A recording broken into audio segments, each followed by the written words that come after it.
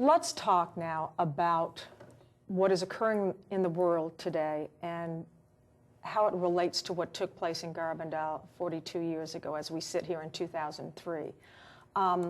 It was a message about the church and some of the problems within the church. It was a message about the world. And now here we are standing at the possible brink of war.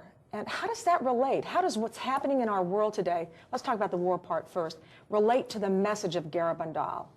Well, for it to relate to Garabandal, we have to go back further.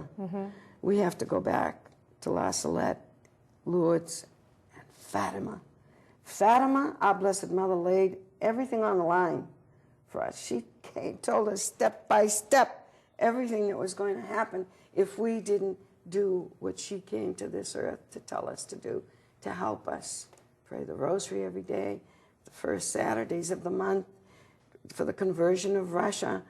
If we didn't change our lives, pray for poor sinners who had no one to pray for them, who were falling into hell.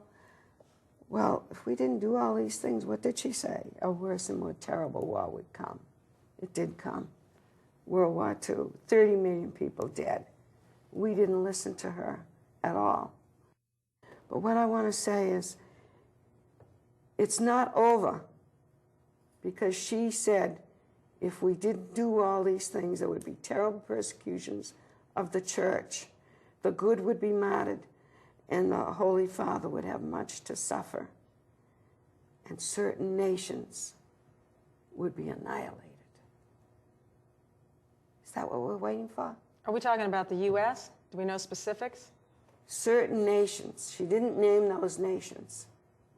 But we know how it's going to end, because she said, in the end, not in the middle, not 3/4 of the way, in the end, Russia will be converted, and my Immaculate Heart will triumph, and there will be a certain amount of peace granted to the world. We're walking a perilous path right now, right now.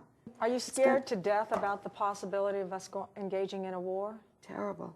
You're terrified? Does that terrify you? Terrible, but I know it's still, even though it's so terrifying, I still have a lot of hope. A lot of hope. Hope in what? In being able to reach enough of people to tell them about this so that they can turn their lives around. Let me tell you, Mary Lou, there have been a lot of people who were away from the church that have come back to the church. You know, you mentioned that so many people have come back to their faith. They've left the life of sin, right, and they've turned their lives around and come back to God. But unfortunately, with this pedophile situation, people who would never have thought of leaving their faith, even those who have not been personally traumatized by sexual abuse by a priest or a nun, those people are so angry at the way they perceive the church has handled it that they're leaving and they're falling out and they're not giving money like they used to. What do you say to them? Because that's a very serious situation too. They feel wounded to a degree. This is my newspaper, The Vigil, the message of Garabandal. And it's a recent issue. And I deal with those are the 4 children there. Those are the 4 children. And I deal with that question that you've just asked me. How do you deal with it?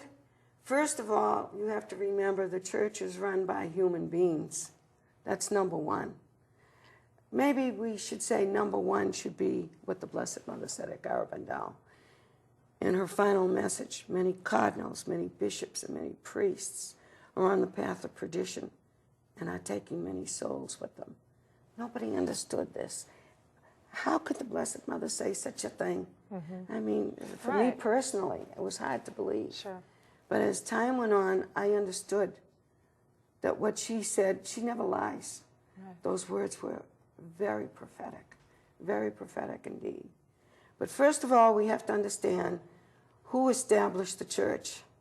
It was established by Jesus Christ himself when he was here on earth. He gave us the church, the sacraments, especially the sacrament of reconciliation, and the Eucharist, his own body and blood. That's number one. You have to remember that. Now, these priests have a very unique vocation because they are the only ones that can give us the body and blood of Christ during the holy sacrifice of the Mass. They're the only ones. Nobody else can do that. Not even a deacon. Nobody. No extraordinary minister. Nobody. They're the only ones that can consecrate. Even the angels can't consecrate. You know, Michael the Archangel brought communion to the children often in Garabandal. So the attack against them is going to be greater.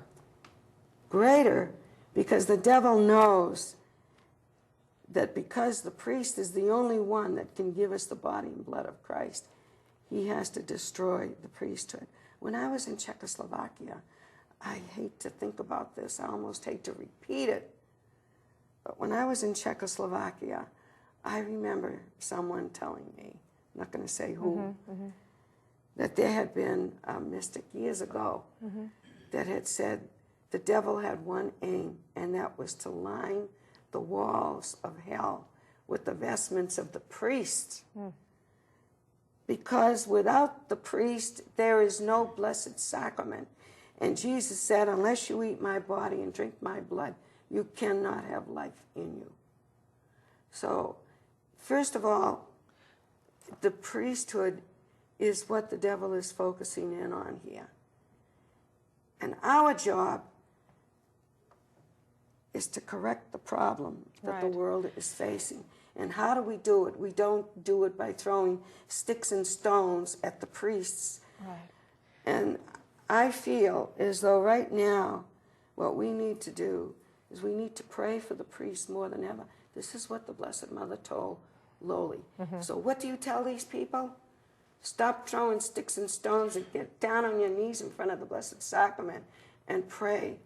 Pray for holy priests. Because sometimes in a crisis like this, the laity forget that the church is the laity as well, and the priests are our leaders, but we have to reach down and have some compassion, and instead of dumping the church and saying, well, I'm not going there anymore, it's destroyed my faith, you have to support the essence of the church that was based on Jesus Christ. Where are you going to go that you're going to get the And that's what the sacraments? devil would like to see too. Absolutely. That's the domino effect. Get the priest first, then the kids and the adults and the rest of the laity. Absolutely. Look. But it's hard. It's hard for a lot of people to do that because they've revered these people and they've probably looked at them in a godlike fashion, which they shouldn't have done. I did. To begin with, you know. I did. To me, that's the way that I was in their raised. humanity they can be sinful as well, but God can heal all those sins and all those wounds. During the time of the apparitions, and it's on film too, Lowly cried a lot. Tears would be coming down. Sure. A lot. And her mother would want to know, and her father wanted to know, why were you crying for the priest? Her mother didn't want to hear it. She thought it was blasphemy. Right. But yet her mother did pray for the priest. Well, a lot of people didn't want to hear that it was going on when these people were complaining. Yes. But Lowly knew what was coming. She was told what was coming. That's the reason why she's suffering. And she asked Our Lady, even though the doctors haven't given her much time to live, she asked the Blessed Mother, the time of the apparitions, am I going to die soon?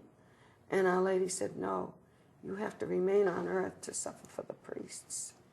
That's what she's suffering for. That was a heavy cross. A heavy cross. Yeah. She can't see it clearly at times, but her greatest cross is not just physical, it's mental anguish, doubts about the faith, feeling abandoned by God. I mean, she has actually gone through, I've seen it, I'm a witness to this. I've seen her go through these experiences that great saints have gone through. But I want to get back to the apparitions once again. I want to talk about Father Lewis, the young priest who died of joy, because we have to relate that to the crisis in the church today.